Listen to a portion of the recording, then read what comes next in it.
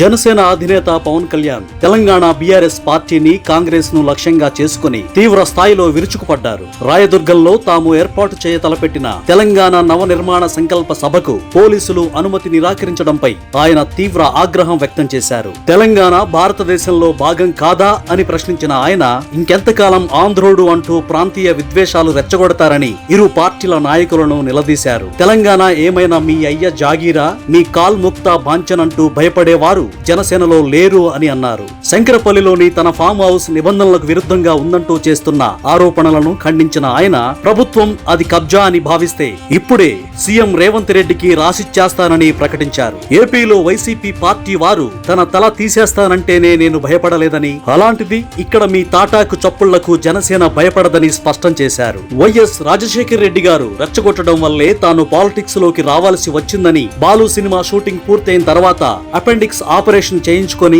తాను హాస్పిటల్లో ఉన్న సమయంలో ఒక ప్రభుత్వ ఉన్నతాధికారి తన వద్దకు వచ్చారని చెప్పారు. మీరు కానీ మీ అన్నయ్య గారు కానీ పాలిటిక్స్ లోకి వస్తున్నారా అని ఆ అధికారి తనను అడిగారని, ఒకవేళ వస్తే వైఎస్ఆర్ మీపై ఖచ్చితంగా దాడి చేయిస్తారని అప్పుడే హెచ్చరించారని తెలిపారు. ఆ అధికారి చెప్పినట్లే 2 ఏళ్లకు అవన్నీ అక్షరాలా నిజమయ్యాయని పవన్ కళ్యాణ్ వెల్లడించారు. తెలంగాణలో జనసేన ఖచ్చితంగా ఉంటుందని, రాబోయే ఎన్నికల్లో గ్రేటర్ హైదరాబాద్ తో సహా అన్ని చోట్ల పోటీ చేస్తుందని పవన్ కళ్యాణ్ ప్రకటించారు. తాము ప్రాంతీయ వాదాలను రెచ్చగొట్టడానికి రావట్లేదని, ప్రజల సమస్యలపై పోరాడటానికి వస్తున్నామని చెప్పారు. ప్రాంతీయత పేరిట విద్వేషాలు రెచ్చగొట్టడం ఉగ్రవాదం కంటే ప్రమాదకరమని, చిన్న ఉద్యోగులు ఇబ్బంది పడతారని, ఇది దేశ చరిత్రకే ముప్పని హెచ్చరించారు. తెలంగాణ యువతకు గత 12 ఏళ్లుగా ఉద్యోగాలు రాకపోవడానికి ఇక్కడి పాలకుల వైఫల్యాలే కారణమని, ప్రతిదానికి ఆంధ్ర వారిని లేదా పవన్ కళ్యాణ్ ను నిందించడం సరికాదని హితవు పలికారు. తెలంగాణలో మళ్లీ గడీల పాలన తెస్తున్నారా అని ప్రశ్నించిన ఆయన గతంలో వైఎస్ఆర్ బతికున్నప్పుడు